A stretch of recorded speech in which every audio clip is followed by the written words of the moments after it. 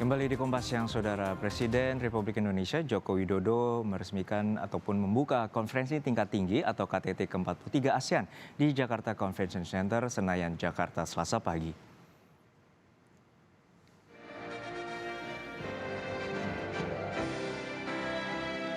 Jokowi didampingi Ibu Negara Iriana Jokowi dan juga menyambut kedatangan para pemimpin negara anggota ASEAN, termasuk dua pemimpin negara undangan, yakni pemimpin negara Cook Island dan juga Bangladesh. Dalam sambutannya, Jokowi mengaku senang menyambut kehadiran keluarga besar ASEAN di Indonesia, meski banyak pertanyaan publik soal keutuhan dan eksistensi ASEAN.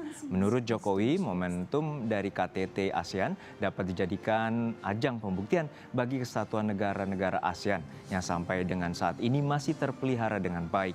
Presiden juga menyinggung soal kondisi dunia yang sedang tidak baik-baik saja dan berpotensi memperebutkan pengaruh dari negara anggota ASEAN.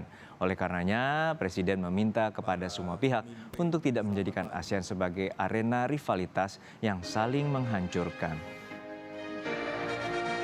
Yang mulia, pada momentum yang baik ini, sebagai anggota keluarga dan sebagai ketua ASEAN, saya ingin menegaskan bahwa kesatuan ASEAN sampai dengan saat ini masih terpelihara dengan baik.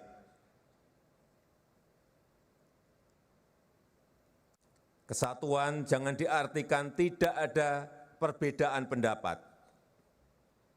Sebagai negara yang memiliki beragam suku, budaya, bahasa, dan agama, bagi Indonesia, kesatuan itu adalah sebuah harmoni dalam perbedaan. Informasi terkini pelaksanaan KTT ke-43 ASEAN hari ini, kita segera bergabung dengan jurnalis Kompas TV Dian Silitonga di JCC Senayan, Jakarta. Dian, apa saja menjadi agenda utama di hari pertama pembukaan KTT ASEAN?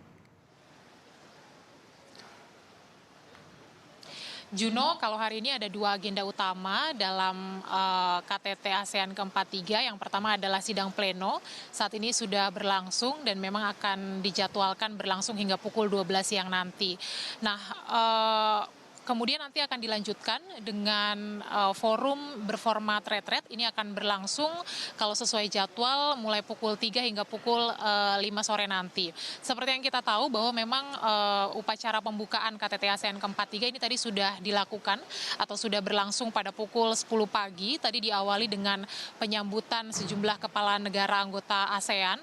Tadi 10 negara anggota ASEAN hadir kecuali Myanmar, ditambah lagi dengan 2 negara undangan. Tadi kami pantau ada Presiden Bangladesh dan juga Perdana Menteri Kepulauan Cook. Nah, tadi dalam pembukaan Presiden Joko Widodo menyampaikan sejumlah hal, mulai dari menyinggung soal kesatuan. Kita tahu bahwa memang kawasan negara Asia Tenggara atau ASEAN ini tentu saja memiliki beragam perbedaan, mulai dari perbedaan bahasa, kemudian juga budaya, agama, dan lain sebagainya. Sehingga memang tentu saja perbedaan ini bisa memantik terjadinya konflik. Tapi tadi Presiden Joko Widodo menyampaikan bahwa justru perbedaan ini harus menjadi atau memperkuat demokrasi di kawasan Asia Tenggara sehingga juga bisa menciptakan kesetaraan. Sementara di sisi lain, isu kesetaraan ini biasanya juga rentan untuk menimbulkan konflik dan juga ketidakadilan di lingkup dunia. Nah, Presiden Joko Widodo juga menegaskan bahwa baiknya isu kesetaraan ini justru bisa membingkai persatuan. Kemudian juga Presiden Joko Widodo tadi menyinggung soal tantangan masa depan global yang semakin berat, sehingga penting peran kerjasama negara kawasan Asia Tenggara. Lebih lengkap kita akan dengarkan pernyataan Presiden Joko Widodo berikut ini. Kita sadar dunia memang sedang tidak baik-baik saja. Tantangan masa depan semakin berat dan mengakibatkan perebutan pengaruh oleh kekuatan besar. Tapi ASEAN sudah sepakat untuk tidak menjadi proksi bagi kekuatan manapun, untuk bekerja sama dengan siapapun bagi perdamaian dan kemakmuran. Jangan jadikan kapal kami, ASEAN, sebagai arena rivalitas yang saling menghancurkan. Tapi jadikanlah kapal ASEAN ini sebagai ladang untuk menumbuhkan kerjasama, untuk menciptakan kemakmuran, menciptakan stabilitas, menciptakan perdamaian yang tidak hanya bagi kawasan, tapi juga bagi dunia.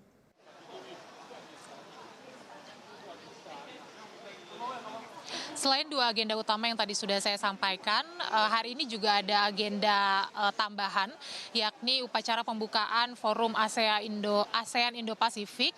Nah, ini dilaksanakan atau digelar di lokasi berbeda, Juno. Kalau hari ini sebenarnya agenda utamanya berpusat di Jakarta Convention Center Senayan, tetapi ada agenda tambahan lagi yang diselenggarakan di Hotel Mulia Senayan, Jakarta. Tadi sudah saya sampaikan upacara pembukaan Forum ASEAN Indo-Pasifik. Nantinya forum itu akan fokus membahas tentang isu-isu ekonomi. Jadi kita memang akan pantau bersama nanti bagaimana pembahasan di agenda pertama KTT ASEAN ke-43 hari ini. Juno. Ya, selain isu ekonomi, ada isu apa lagi yang akan diangkat dalam pembahasan KTT ke-43 ASEAN ini?